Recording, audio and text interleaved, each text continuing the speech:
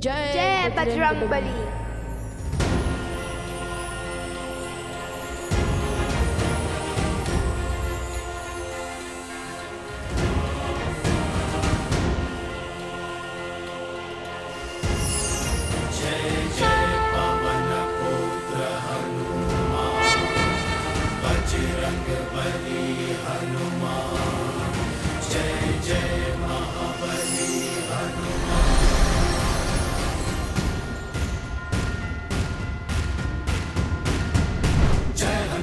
ज्ञान गुण सागर जय कपीस तिहु लोक उजागर रामदूत अतुलित बल धामा अंजनी पुत्र पवन सुत नामा राम दुआरे तुम रखवारे हो आज्ञा बिनु पैसारे आपन तेज समारो आकर तीन लोक हाथ करे कापे।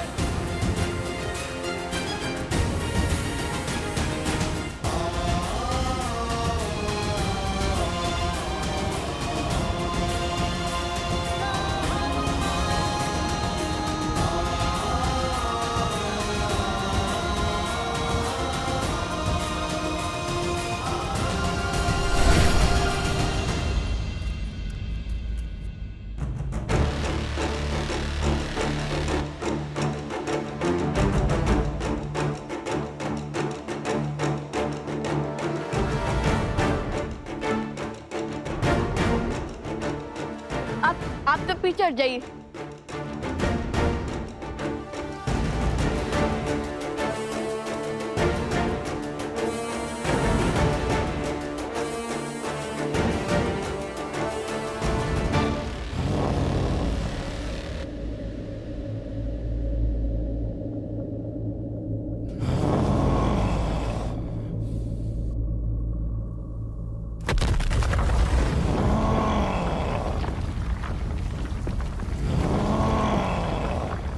भैया वो आ रहे हैं।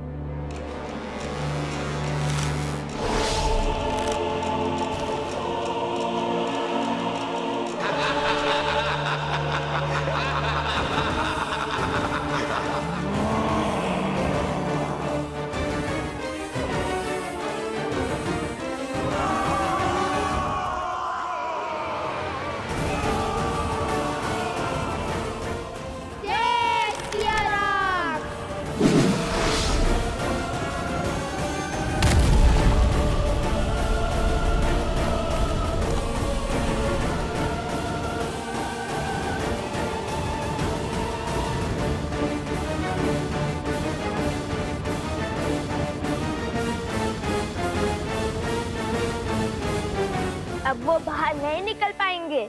नहीं कुछ कार्य अभी शेष है, हमें इन्हें सुध में लाना होगा। कार्य का दूसरा पड़ाव याद है ना तुम्हें? अरे जिसके लिए इन्हें यहाँ लाए हैं वो कार्य। हाँ हाँ भैया वो स्मरण है।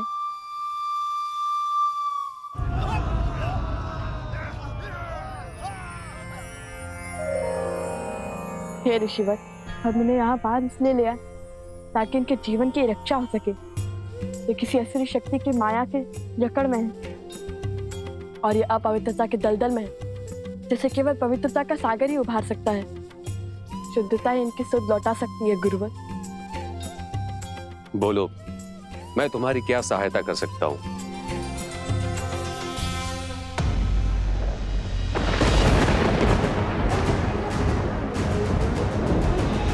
ओम अमृत रूपनी नमः।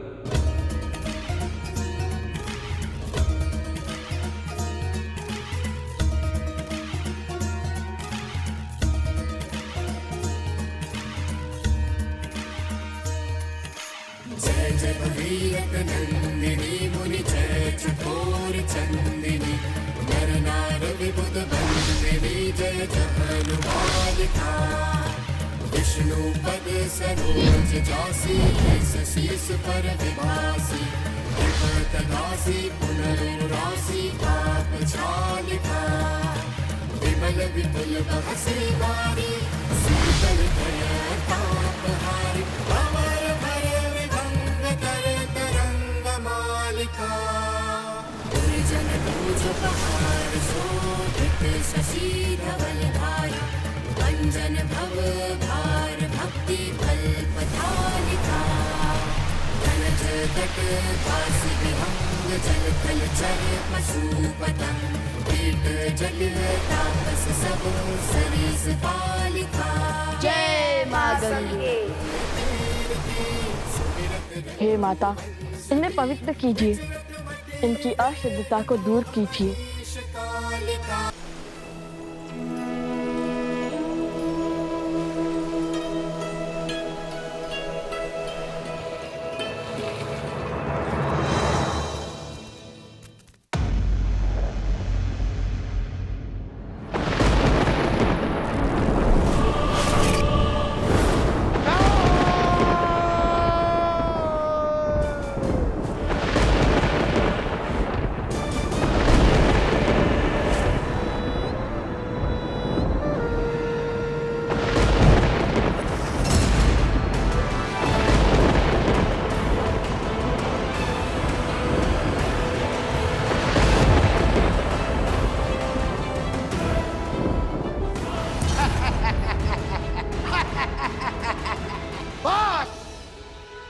बस बहुत हुआ, अब मैं करूंगा लव कुश से युद्ध।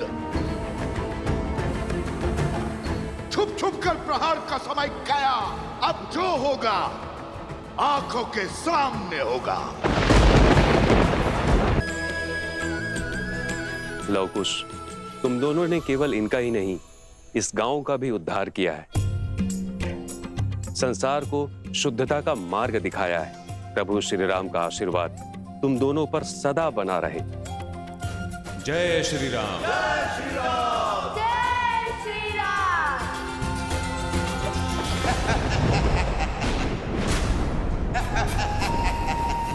फिर हार गए? कुछ नहीं होगा तुमसे, किसी योग की नहीं हो तुम। रावण के कुल पर कलंक हो कलंक। तुम इतने निर्बल हो कि 2 बालकों से युद्ध नहीं कर पाए।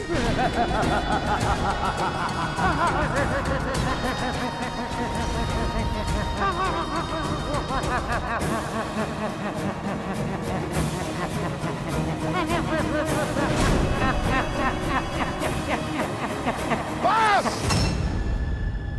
बस बहुत हुआ, चुप चुप कर प्रहार का समय गया, अब जो होगा आंखों के सामने होगा।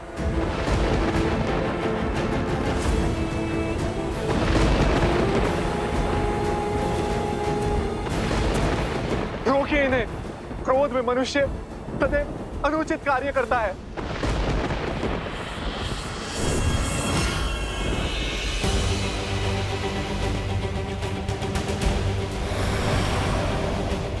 रुक जाइए भैया, मेरी बात तो सुनिए।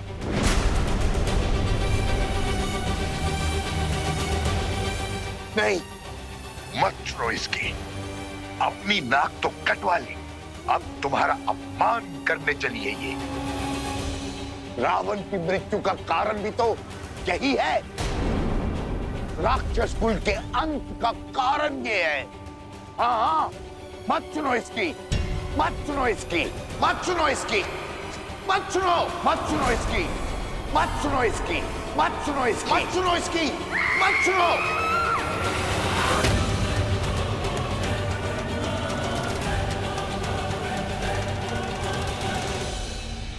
ये तो केवल शीश है भैया, आपके मार्गदर्शक है, आपका बल है, किंतु बुद्धि वो तो आपके भीतर है भैया।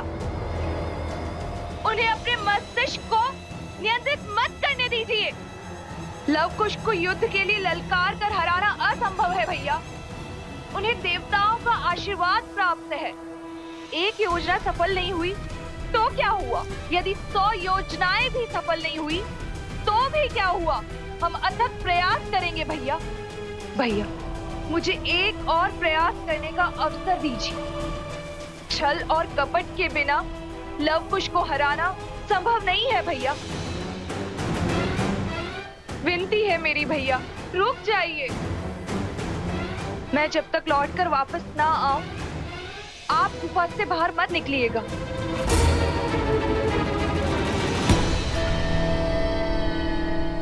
आज फिर तुम्हारी बात मान लेता हूं, किंतु स्मरण रहे, ये अंतिम बार है। यदि आज लव कुश नहीं मरे तो रावण और राम के कुल के बीच एक भीषण युद्ध होगा जो इतिहास बनेगा, जिसे संसार सदा स्मरण रखेगा। आप निश्चिंत रहें भैया, शीघ्र ही राम और सीता को लव और कुश के अंत की सूचना मिलेगी। माता को सदा सदा के लिए अपना ऋणी बना दिया है। ये तो हमारा कर्तव्य था। अब आप सबके परिवार सुरक्षित है, आप इन्हें अपना सकते हैं। असंभव।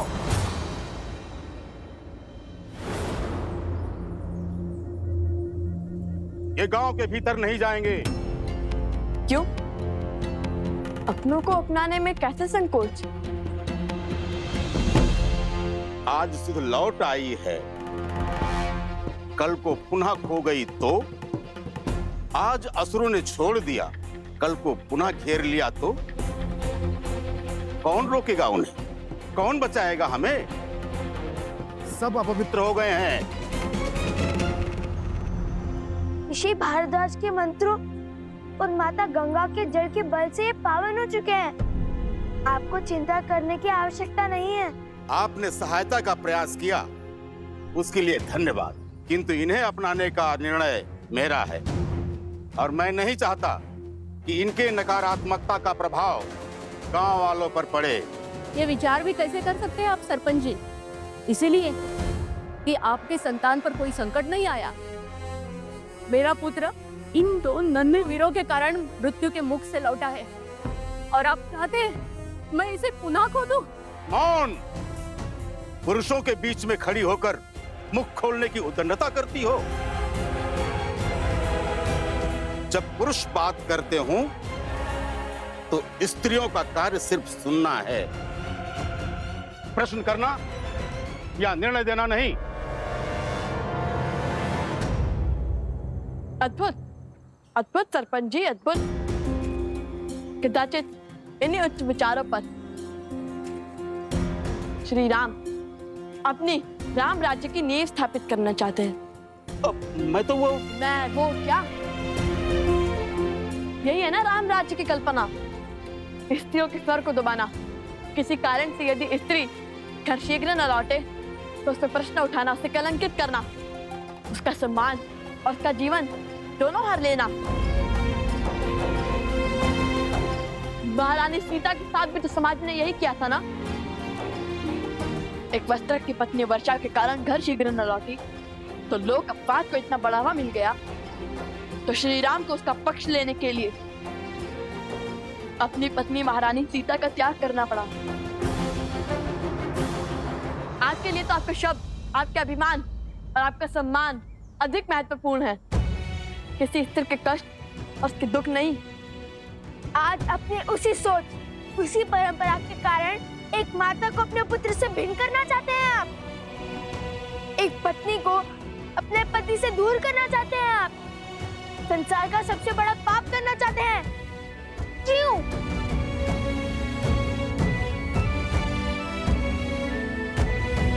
आप सब मौन क्यों हैं? कैसे एक परिवार को टूटने का स्वांग देख सकते हैं आप? एक स्त्री के अधिकार और माता के भावों को कुचलने का खेल कैसे खेल सकते हैं आप? एक बात समझ ले आप सब और आपके सरपंच जी, जो स्त्री घर चला सकती है वो गांव भी चला सकती है और राज्य भी। राम राज्य की कल्पना तभी सार्थक होगी जब सबको सम्मान मिलेगा, सबको समान देखा जाएगा, स्त्री और पुरुषों को एक समान रखा जाएगा। बस, बहुत बोल लिया तुमने, अब मैं बोलूंगा। इस स्त्री ने गांव की मर्यादा को तोड़ा है। इसके कारण गांव के सरपंच को 2 बालकों के कटु वचन सुनने पड़े हैं। ये दंड की भागी है और इसे दंड मिलेगा। इसका ये दंड है, ये सूर्यास्त से पहले गांव छोड़कर चली जाए। और इससे कोई बात नहीं करेगा। स्वामी,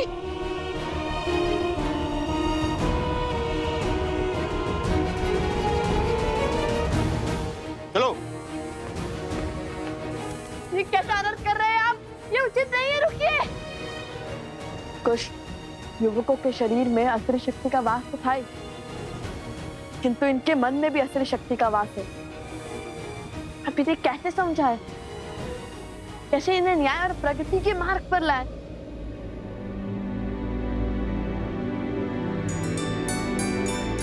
भैया,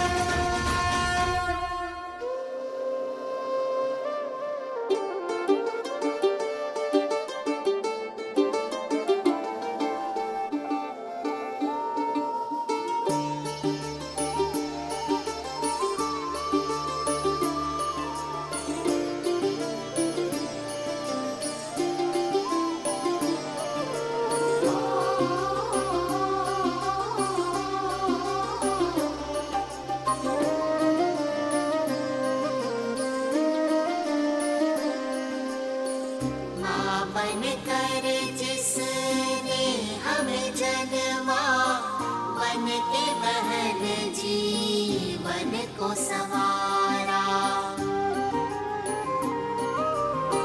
बन पुत्री घर को चहकाए, जननी बन जो वंश जलाए। जिसने बोलना तुमको सिखाया, क्यों खलती जो प्रश्न उठाया। पुरुष का कैसा ये हट अभिमान, राम सिया राम सिया राम सिया राम।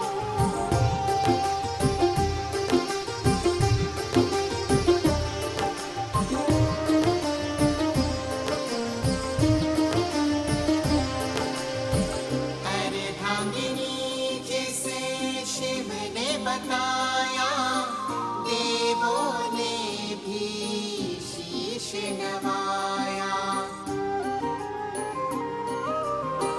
हर नर की शक्ति वो नारी, पुरुष के सम जीवन अधिकारी। उसके नयन से जल जो बरसे, सृष्टि सुख सामर्थ्य को तरसे। कर खंडित उस नारी का मान, अधिकार नहीं भजना श्री राम।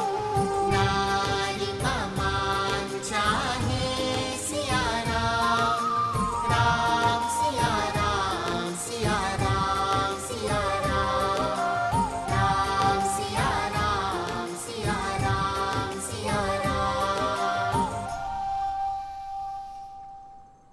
सरपंच जी, ये मान सम्मान और ये पद हमने आपको दिया है ताकि आप हमारा भला कर सकें, ना कि हमारे घर की स्त्रियों को अकारण दंड दें।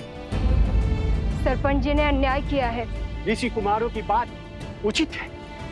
जहाँ स्त्रियों का सम्मान न हो, उनकी भलाई की चिंता न हो, वो समाज कभी आगे नहीं बढ़ सकता। हम इस सरपंच को नहीं मानेंगे। अब जिस स्त्री ने अपने अधिकार और सम्मान के लिए ध्वनि उठाई है, वो हमारी नई सरपंच होगी। हाँ, यही है हमारी सरपंच, यही है हमारी सरपंच। हाँ, यही है हमारी सरपंच, यही हमारी सरपंच। ऋषि कुमारों, आपके कारण हमारी सोच से अधर्म और अन्याय का आवरण हटा। कृपया कर हमारी नई सरपंच का अभिषेक करें। हाँ, आप ही अभिषेक करें। हाँ, आप ही अभिषेक करें।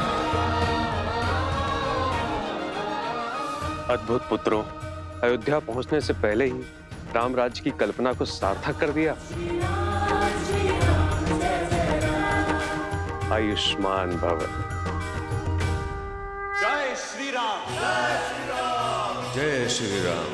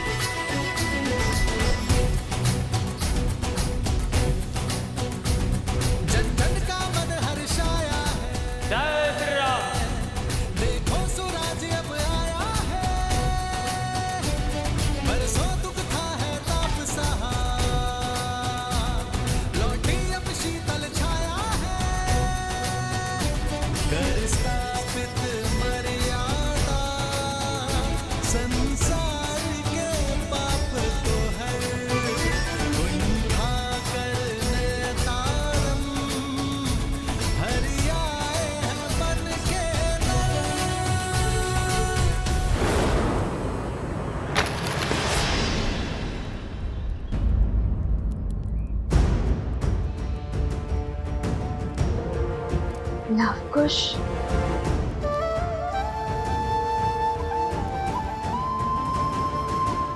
क्या हुआ देवी सीता? नहीं, कुछ नहीं, बस एक आभास सा हुआ, जैसे कि सब शुभ होने वाला है।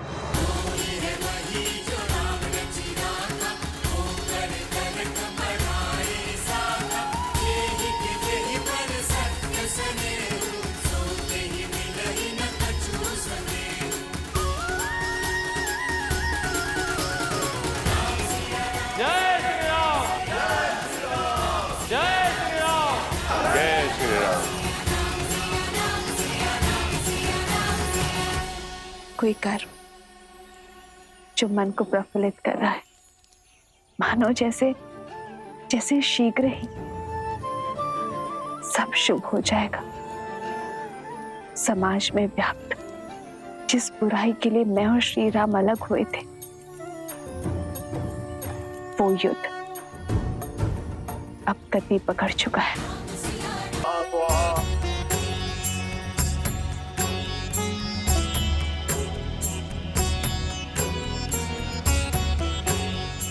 भैया,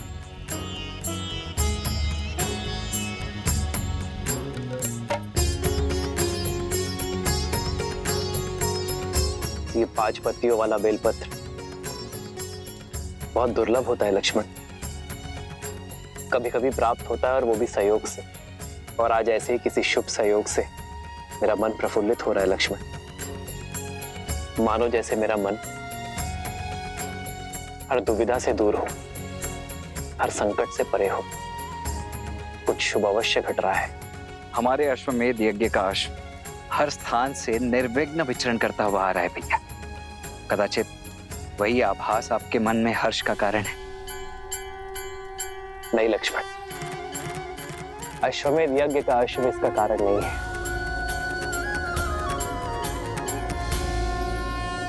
बल के 2 प्रकार होते हैं।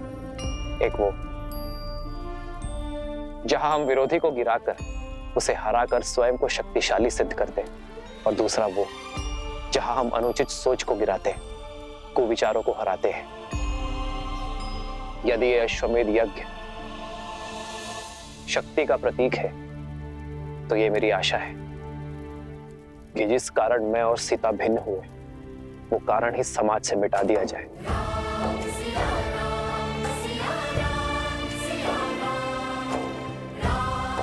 समाज में स्त्री को समान अधिकार मिले। जब जब कोई स्त्री पर लांछन लगे, तब तब उसका पति उसके साथ खड़ा रहे। उसे किसी राजा या किसी न्याय के पास जाने की आवश्यकता ही ना पड़े।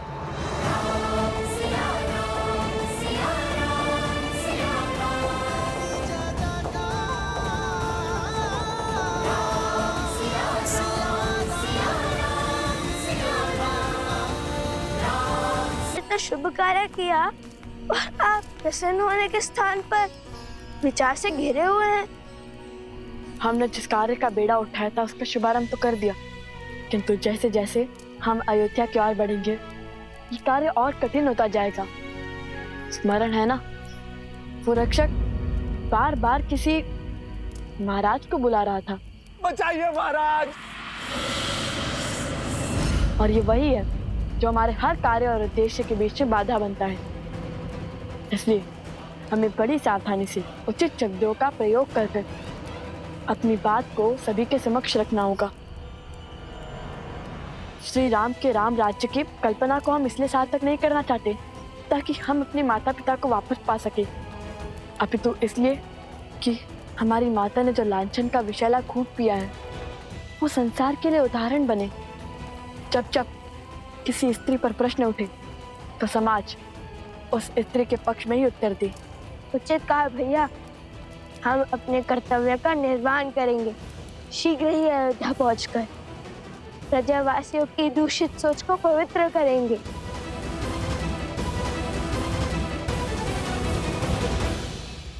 तक नहीं करना चाहते ताकि हम अपने माता पिता को वापस पा सके, अपितु इसलिए कि हमारी माता ने जो लांछन का विषैला खूब पिया है, वो संसार के लिए उदाहरण बने। उचित कहा भैया, हम अपने कर्तव्य का निर्वहन करेंगे। शीघ्र ही अयोध्या पहुंचकर प्रजावासियों की दूषित सोच को पवित्र करेंगे। पुत्रों, अंधेरा हो चुका है, आज रात्रि हमें यहीं रुकना होगा। जी गुरुवर। जी गुरुवर।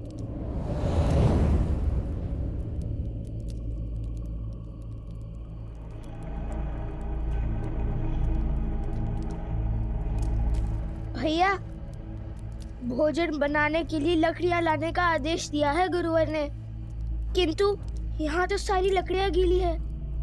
देखिए भैया।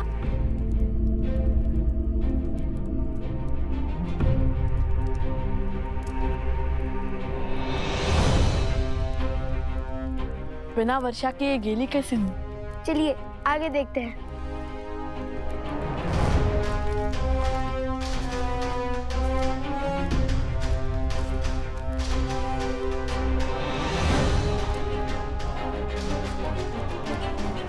भैया, ये भी गिरा है।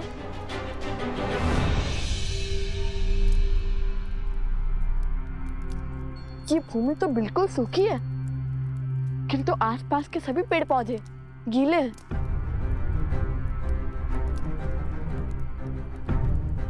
ये कैसे संभव है? ये कैसी वर्षा है?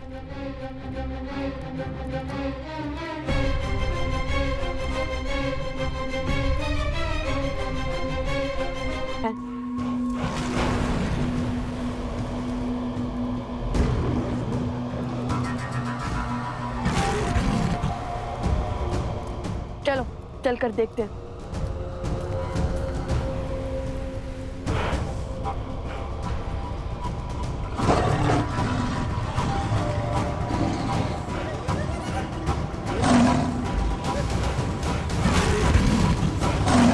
मारे गए।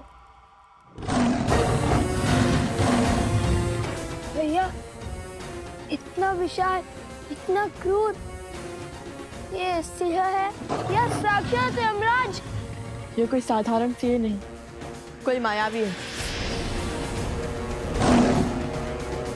मैंने कहा था ना तुम्हें कुछ, जैसे जैसे हम अयोध्या की ओर बढ़ेंगे, ये माया का जाल हमारे मार्ग में बाधा बनेगा और हमें इसकी काट भी खोजनी होगी, क्योंकि बिना लड़े ये नहीं हटेगा।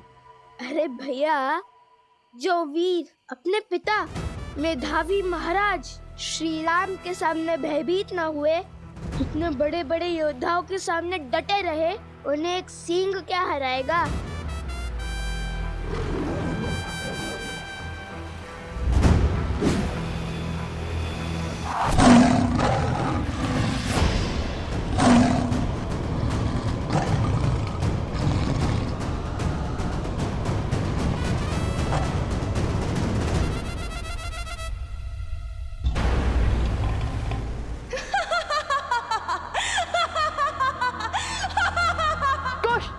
ये ध्वनि कहाँ से आ रही है?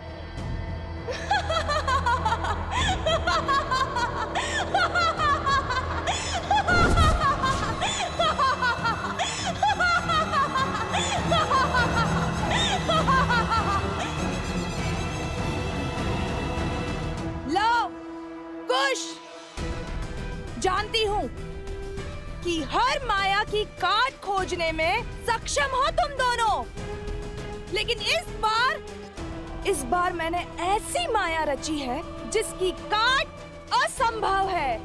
असंभव। चुप कर, बात करने वालों पर इतना अभिमान शोभा नहीं देता। बताओ कौन है तुम?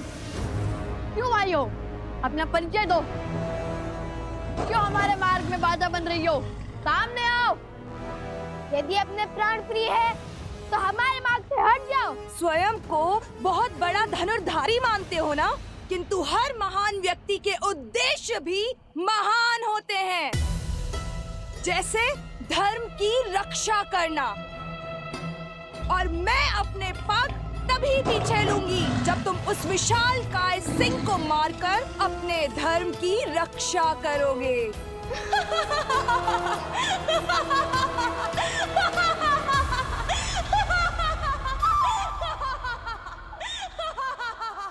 भैया, यहाँ पे तो बहुत सारे मार्ग हैं, हम तुम्हारी संतुष्टि के लिए इस सिंह के मुंह में क्यों जाए? खड़े रहो यहीं। भैया, हम किसी और नाग से चले जाते हैं। चलिए भैया। अरे, इतने बड़े शूरवीर होकर इतने से सिंह से भयभीत हो गए। तनिक समीप जाओ और देखो दांव पर क्या लगा है।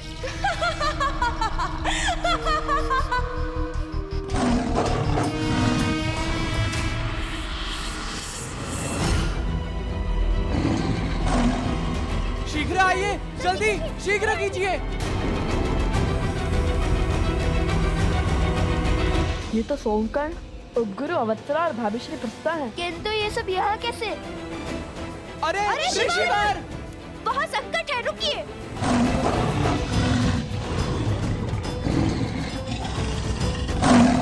नहीं, रुको।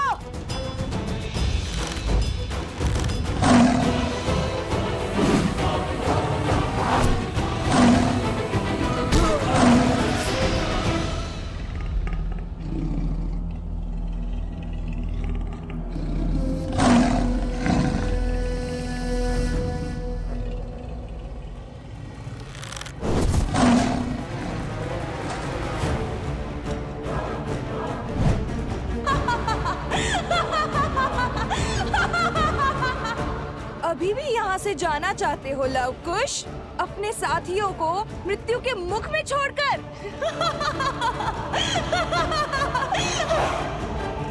चलो कुश।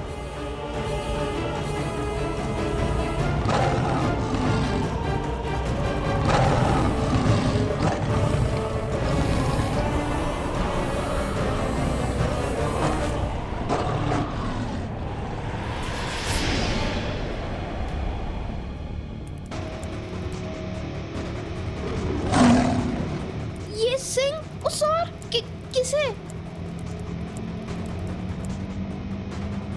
लव कुश?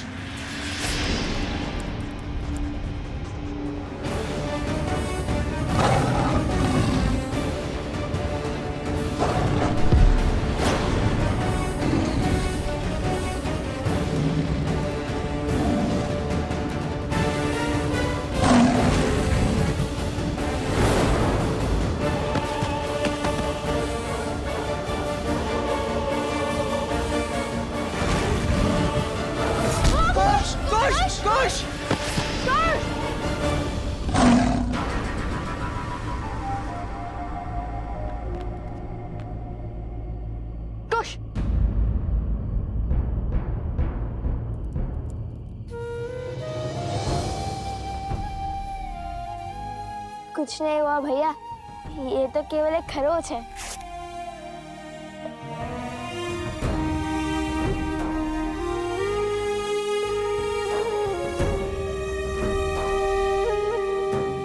लव, यदि भीतर है तो तुम्हारे प्राण संकट में पड़ सकते हैं। प्राणों से प्रिय मित्र के प्राण दांव पर लगे हैं।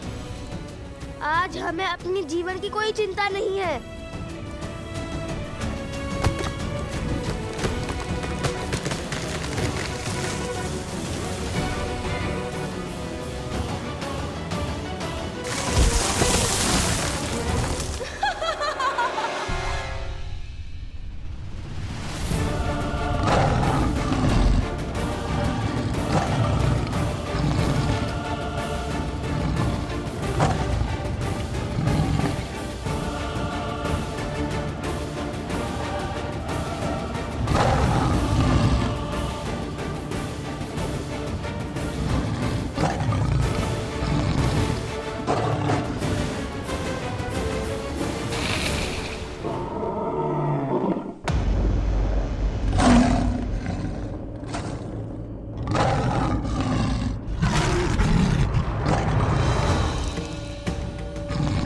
मार्ग से हटो मायावी पशु।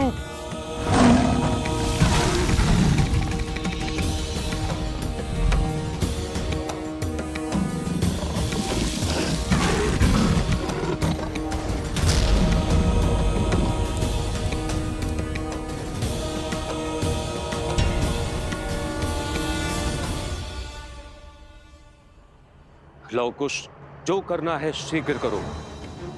ये कुछ क्षणों के लिए ही मूर्छित हुआ है, अब ये उठा तो इसे नियंत्रित करना असंभव हो जाएगा। ध्यान रहे, घायल सिंह और भी अधिक घातक होता है।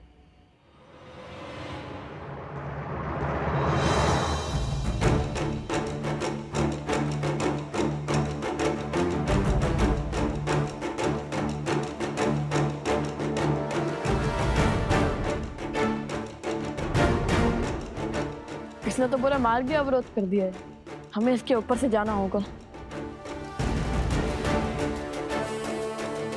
आप यहीं रुकिए गुरुवर, हमारी प्रतीक्षा कीजिए, हम वहां पहुंचकर आपको बुला लेंगे।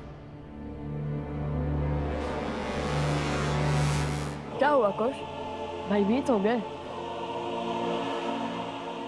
माना कि इस पर माया की गई है, किंतु है तो ये भी एक पशु ही ना।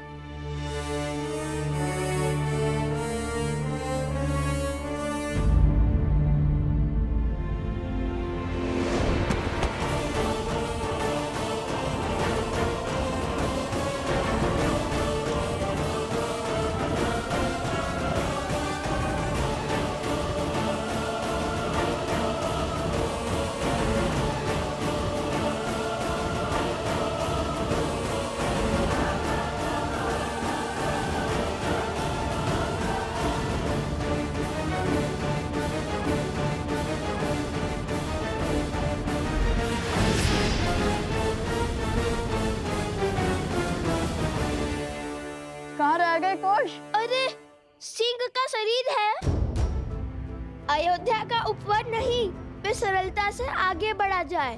और ये सांसें इतनी तीव्र ले रहा है कि लगता है कि भूकंप आ रहा है। इतनी बातों का समय नहीं है कुश, शीघ्र चलो।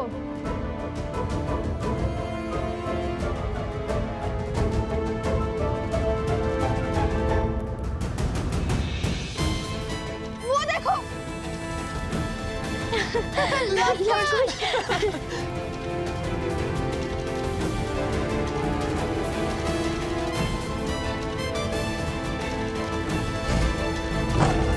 भैया, कुश कुश कुश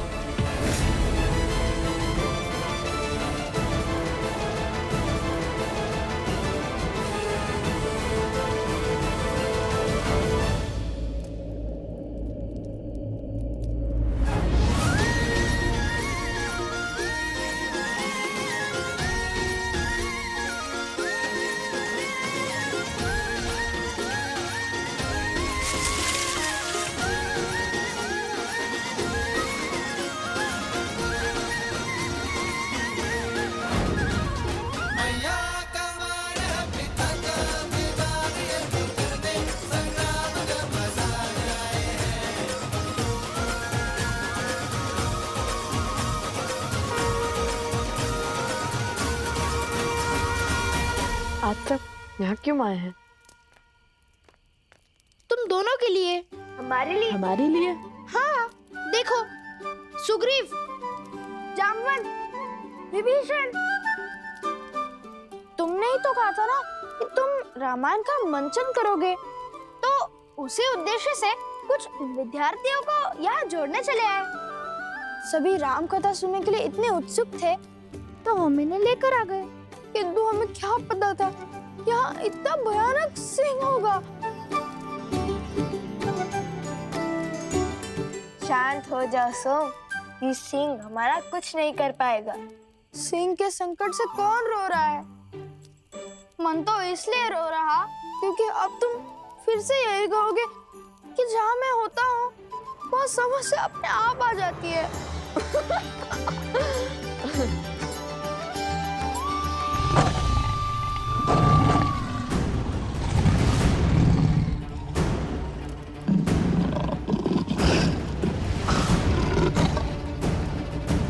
समय बीतने को है, सज रहो।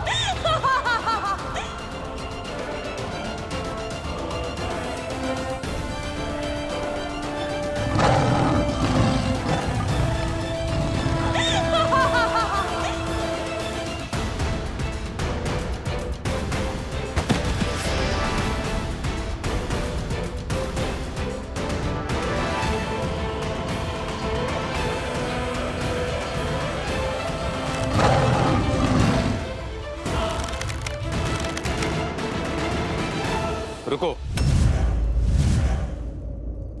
प्रहार से पहले सत्य का पता लगाना आवश्यक है, क्योंकि इतने विशाल काय सिंह का इस संसार में होना असंभव है, क्योंकि इसके पीछे अवश्य कोई माया छुपी है। आपका संदेह उचित है। इसके पीछे से किसी स्त्री की ध्वनि आ रही है, और ये माया भी उसी स्त्री ने रची है। तो उस मायावी स्त्री से लड़ने की योजना है?